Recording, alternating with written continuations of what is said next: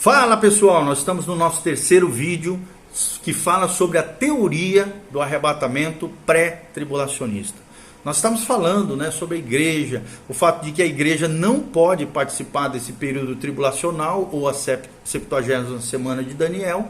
E agora nós vamos trazer para você que crê na posição pré-tribulacionista, ou seja, que Jesus há de voltar no arrebatamento da igreja e levar a sua igreja antes da tribulação, não no meio nem no final, e também acredita que a segunda vinda visível de Cristo é diferente do arrebatamento da igreja. São dois episódios distintos, separados por 7 anos proféticos, 3 anos e meio iniciais, princípio de dores, e 3 anos e meio finais, a grande tribulação, um período geral, total, de 7 anos, chamado de tribulação, ou a semana 70, a 70ª semana de Daniel.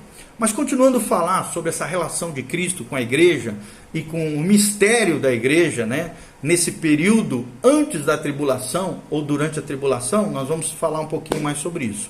O conceito da igreja como mistério.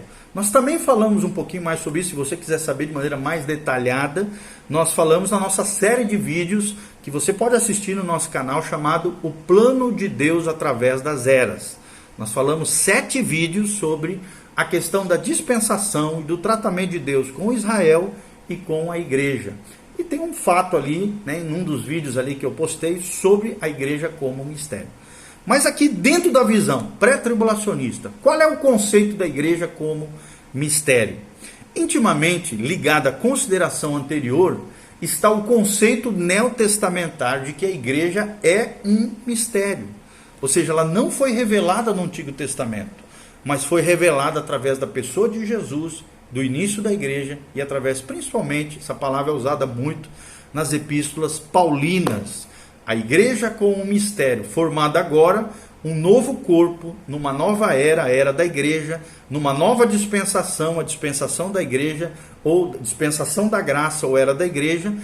A igreja como um mistério de Deus, formada agora por judeus que reconhecem Cristo como o Salvador, e também pelos gentios que colocam a sua fé em Jesus de Nazaré. Então, não era mistério que Deus proveria salvação para os judeus, nem que os gentios seriam abençoados com a salvação, dentro do que nós vemos no Novo Testamento.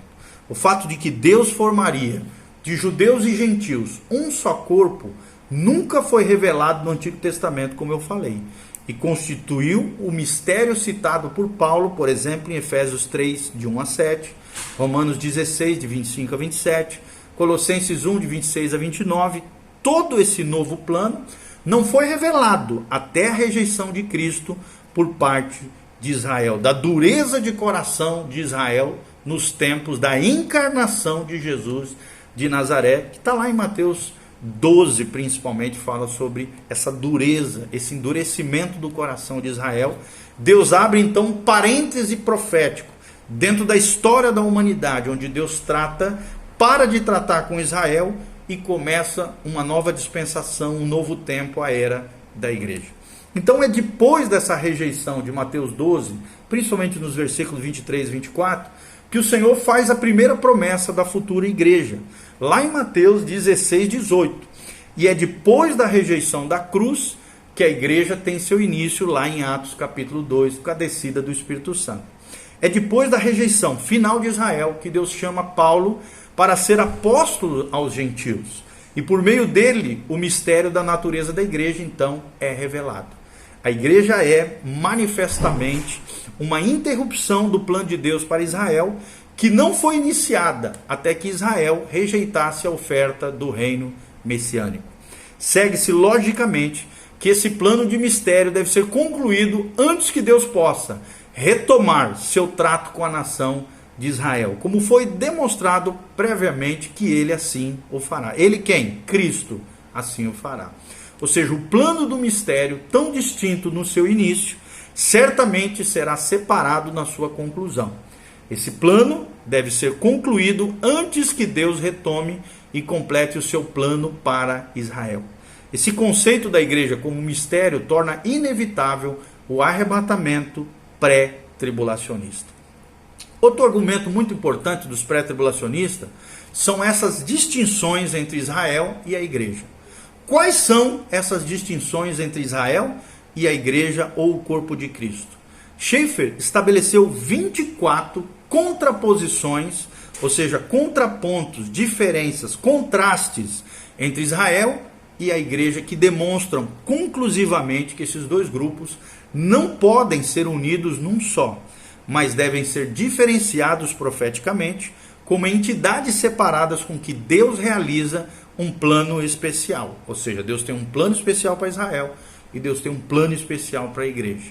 Lewis Sperry Chafer, na sua grande obra, grandíssima obra maravilhosa, Systematic Theology, ou Teologia Sistemática, no tomo de número 4, página 47 e 53, ele fala sobre essas contraposições que nós vamos esboçar de maneira rápida, objetiva aqui para vocês. Primeiro, a extensão da revelação bíblica.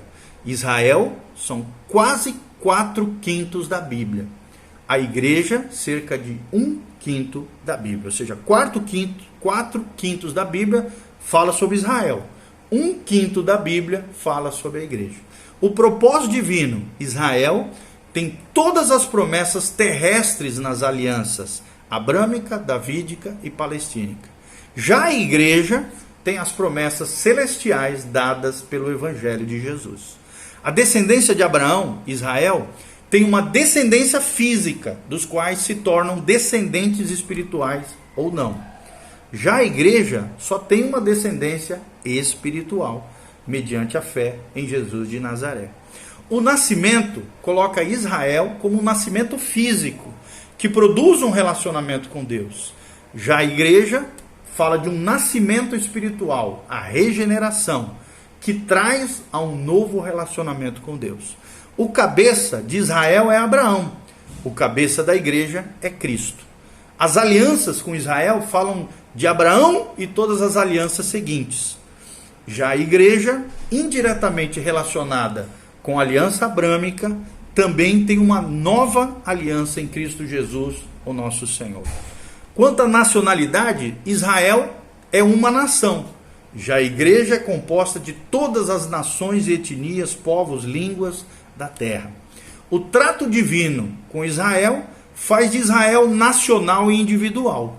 Já com a igreja, Deus trata apenas de maneira individual. Com relação à dispensação, Israel é visto em todos os tempos, desde Abraão. Já a igreja é vista apenas no presente. Quanto ao ministério, Israel não tem atividade missionária e sem evangelho para pregar. Já a igreja tem uma comissão a cumprir, lá em Mateus 28, 19, 20 a 21. Já com relação à morte de Cristo, Israel nacionalmente é culpada pela morte de Cristo e ainda será salvo por meio dela. Já a igreja, perfeitamente salva por ela, ou seja, pela morte de Cristo, é salva agora.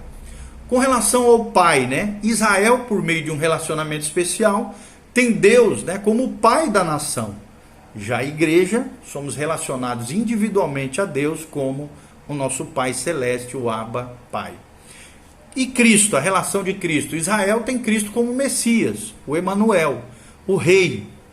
Já a igreja tem Cristo como Salvador, Senhor, noivo e cabeça da igreja. E o Espírito Santo? Israel veio sobre, o Espírito Santo veio sobre uns escolhidos especialmente, temporariamente. Já a igreja, o Espírito Santo veio sobre nós e habita em todos aqueles que nasceram de novo e foram regenerados. Qual é o princípio governante? Israel tem como sistema a lei mosaica. A igreja tem como sistema o amor e a graça de Jesus Cristo. A capacitação divina, como é que é com Israel? Nenhuma.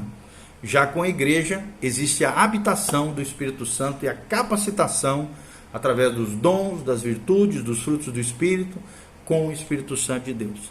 A 17ª contraponto, diferença, é dos dois discursos de despedida. Israel tem um discurso no Monte das Oliveiras. Já a igreja tem um discurso no cenáculo com a descida do Espírito Santo. A 18ª, a promessa da volta de Cristo. Israel, né, tem a promessa que Cristo voltará em poder e glória para julgamento das nações. Já para a igreja, né, a volta de Cristo é que Cristo nos levará para nos receber para si mesmo nos ares. Qual é a posição? Israel é um servo. A igreja tem os seus filhos como membros da família de Deus. O reino de Cristo na terra, como é que é com Israel? Israel vai ter os súditos. Já a igreja é chamada de co-herdeiros com Cristo, lá em Romanos 8,17. Sacerdócio, como é que é em Israel? Israel tinha um sacerdócio. Já a igreja é um sacerdócio, o sacerdócio de todos os santos. E o casamento, como é que é? Israel é colocado na Bíblia como uma esposa infiel. Já a igreja é colocado como uma noiva adornada para o noivo no céu. Como é que é os julgamentos? Para Israel, deve enfrentar julgamento. Já a igreja é livre de todos os julgamentos tribulacionais. E as posições na eternidade. Israel é contida dos espíritos de homens justos aperfeiçoados na nova terra. Está lá em Hebreus capítulo 12. Já a igreja, no final do capítulo 12, né? A igreja é a igreja dos primogênitos dos novos céus. Então essas contraposições que nós demonstramos para vocês através dessa fala mostram a distinção entre Israel e a igreja, impossibilitando identificar os dois no mesmo plano profético. O que é inevitável para a igreja passa a ser a 70ª semana, ou a semana 70, ou a tribulação de Daniel 9. Então essas distinções dão apoio extra à posição, e a única posição coerente com isso, que é do arrebatamento pré-tribulacionista.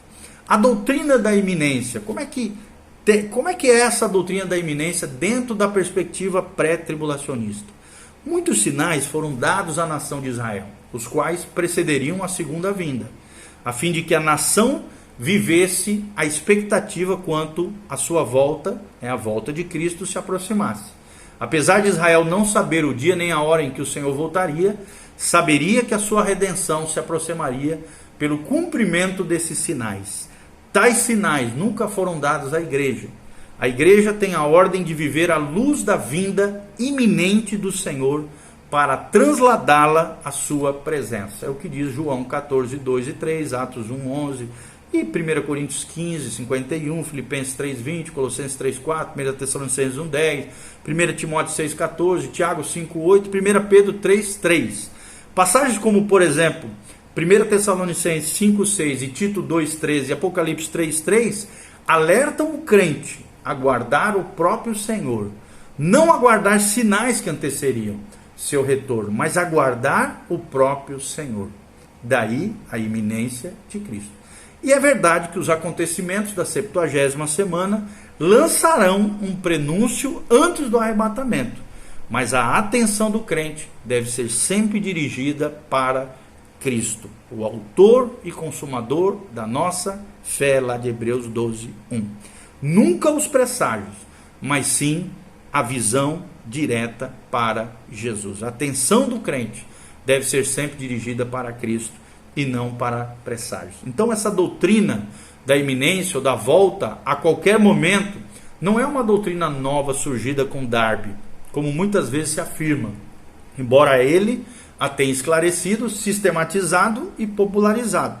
A crença na iminência marcou o pré-milenarismo dos primeiros pais da igreja, bem como dos escritores do Novo Testamento. Em relação a isso, um teólogo chamado Thyssen escreve: eles sustentavam, os pais da igreja, não apenas a visão pré-milenarista da vinda de Cristo, mas também consideravam a vinda iminente. O Senhor os tinha ensinado a aguardar seu retorno a qualquer momento, e depois eles achavam que ele viria nos seus dias. Não apenas isso, mas também achavam seu retorno pessoal iminente. Apenas os alexandrinos se opunham a essa verdade, mas esses pais também rejeitaram outras doutrinas fundamentais. Podemos dizer então que a igreja primitiva vivia em expectativa constante do Senhor e, consequentemente, não estavam interessadas na possibilidade de um período de tribulação no futuro. É o que afirma Thyssen na sua obra na página 15.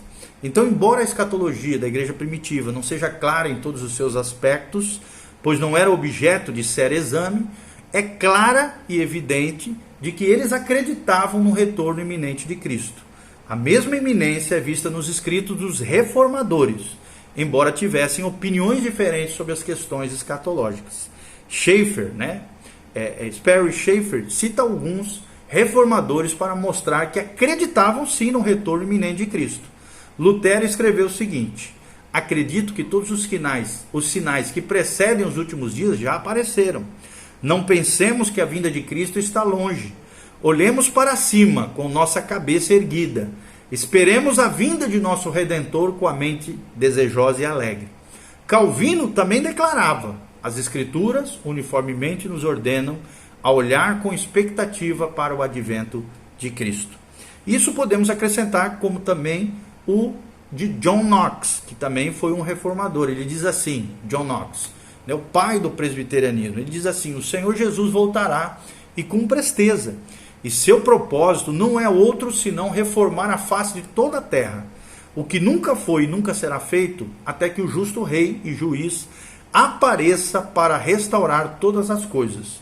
De igual modo, as palavras de Latimer diziam o seguinte: todos aqueles homens excelentes e letrados, a quem sem dúvida Deus enviou ao mundo nesses últimos dias para dar um aviso ao mundo, extraem das Escrituras que os últimos dias não podem estar longe. É possível que aconteça nos meus dias, velho como estou, ou nos dias dos meus filhos.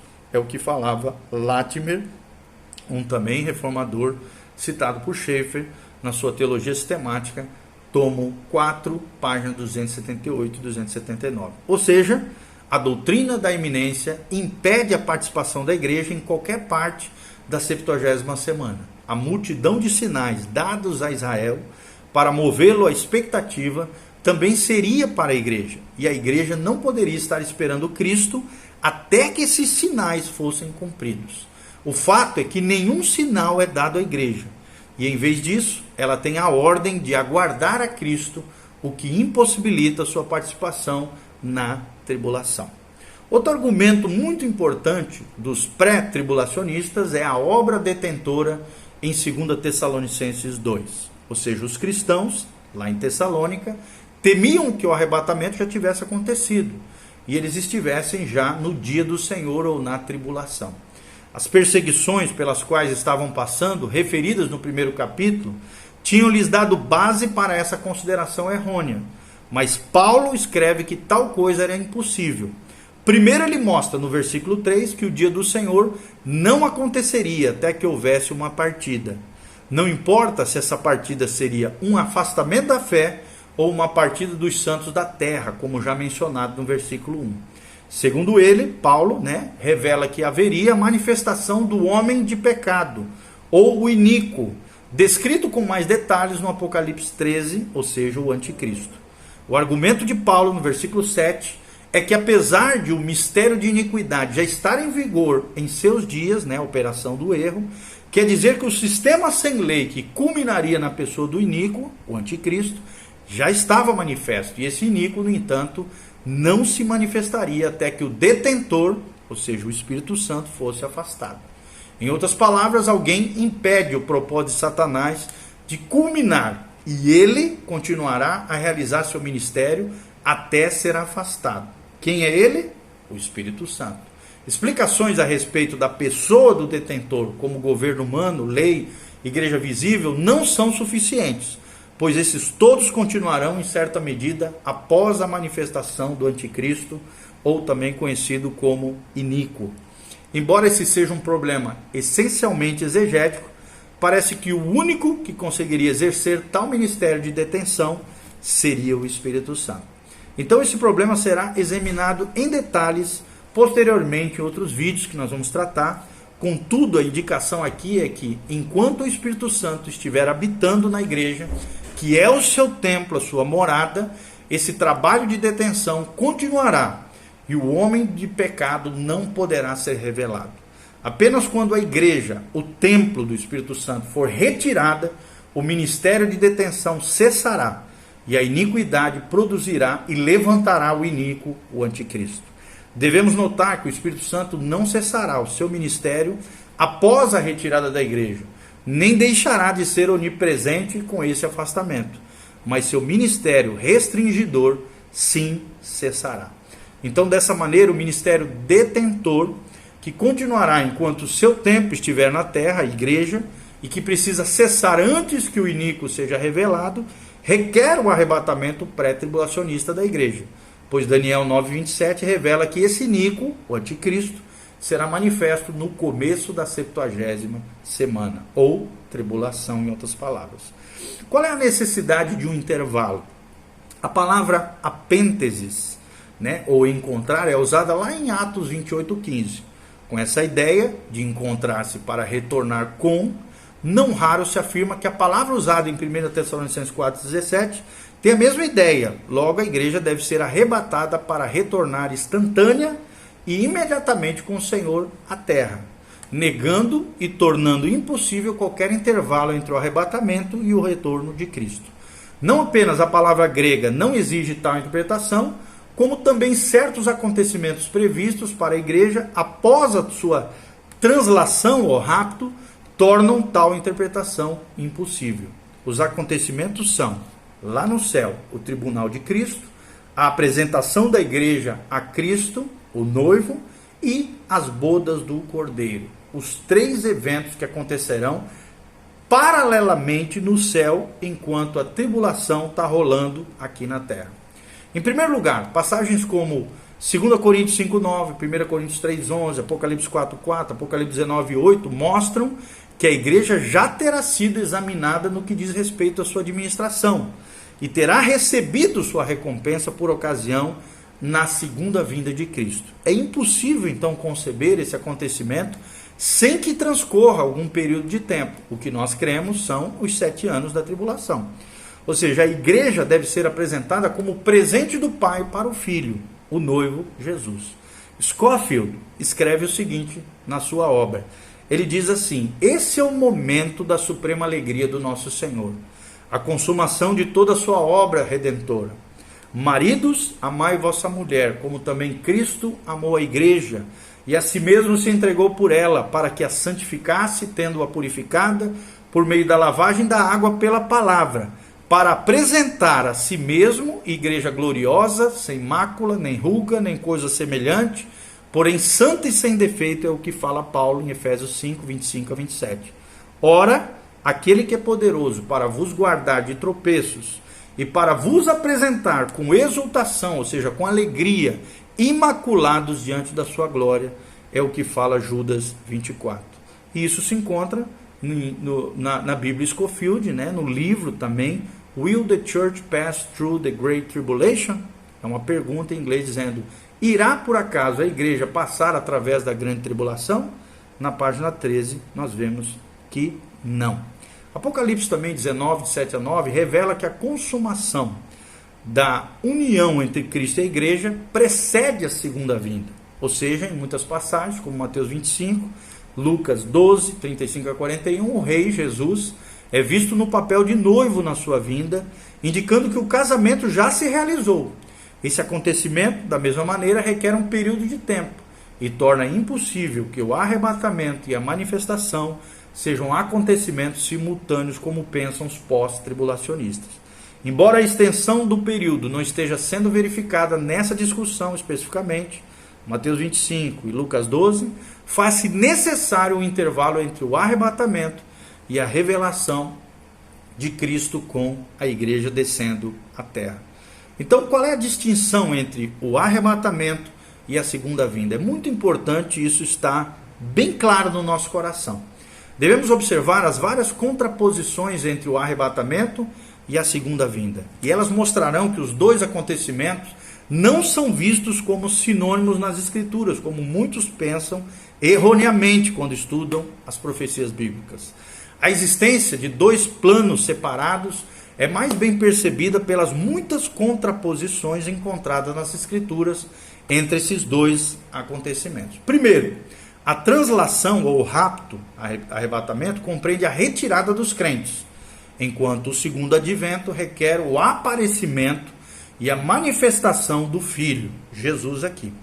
Segundo lugar, na translação ou rapto, os santos são levados nos ares, para encontrar com Cristo nos ares.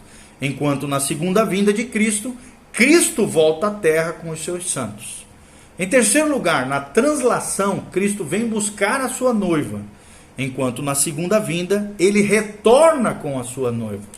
Em quarto lugar, a translação ou rapto ou arrebatamento resulta na retirada da igreja e na instauração da tribulação, enquanto a segunda vinda resulta no estabelecimento do reino milenar ou milenial de Cristo na terra. Em quinto lugar, a translação ou rapto é iminente, enquanto a segunda vinda é precedida por uma multidão de sinais descrito em Apocalipse. Sexto lugar, a translação ou rapto traz uma mensagem de conforto, enquanto a segunda vinda é acompanhada por uma mensagem de julgamento sobre a terra. Sétimo lugar, a translação ou rapto está relacionada ao plano para a igreja, enquanto a segunda vinda está relacionada ao plano para Israel e para o mundo de então. Oitavo lugar, a translação é um mistério, enquanto a segunda vinda é prevista em ambos os testamentos, Antigo Testamento e Novo Testamento. Nono lugar, na translação ou rapto, os crentes são julgados, o tribunal de Cristo que vai acontecer lá no céu, enquanto na segunda vinda de Cristo visível, os gentios e Israel serão julgados na entrada ali, antes de adentrarem no reino milenial. Em décimo lugar, a translação deixa a criação intacta, enquanto a segunda vinda implica numa mudança na criação. 18º, na translação os gentios não são afetados, enquanto na segunda vinda serão julgados. Em 12º lugar, na translação ou rapto, as alianças de Israel não são cumpridas, enquanto na segunda vinda todas as alianças a Israel, a aliança davídica, abraâmica, palestínica, serão cumpridas no milênio de Cristo sobre a terra, no reino milenial. 13º, a translação ou rapto não tem relação particular com o plano de Deus para o mal, enquanto na segunda vinda o mal é julgado. 14º, é dito que a translação ou rapto ocorrerá antes do dia da ira, enquanto a segunda vinda se segue à tribulação, ou o dia da ira, ou o dia da angústia de Jacó. 15º lugar, a translação é apenas para os crentes, enquanto a segunda vinda tem efeito sobre todos os homens, por causa da implantação do milênio sobre a terra. 16º lugar, a expectativa da igreja em relação à translação é: perto está o Senhor, lá de Filipenses 4:5. Enquanto a expectativa de Israel em relação à segunda vinda é: o reino está próximo, de Mateus 24:14. A expectativa da igreja na translação é ser levada à presença do Senhor, enquanto a expectativa de Israel na segunda vinda é ser levado ao reino, conforme nos ensina Blackstone, W.E. Blackstone, na sua obra Jesus is Coming, Jesus está voltando ou retornando, páginas 75 e 80. Então, essas e outras contraposições poderiam ser apresentadas, e foram apresentadas aqui por mim, apoiam a alegação de que se trata dois planos diferentes, que não podem ser unidos num só ou um só episódio, conforme nós relatamos, são totalmente diferentes um de outro, quanto às suas características e quanto aos seus propósitos.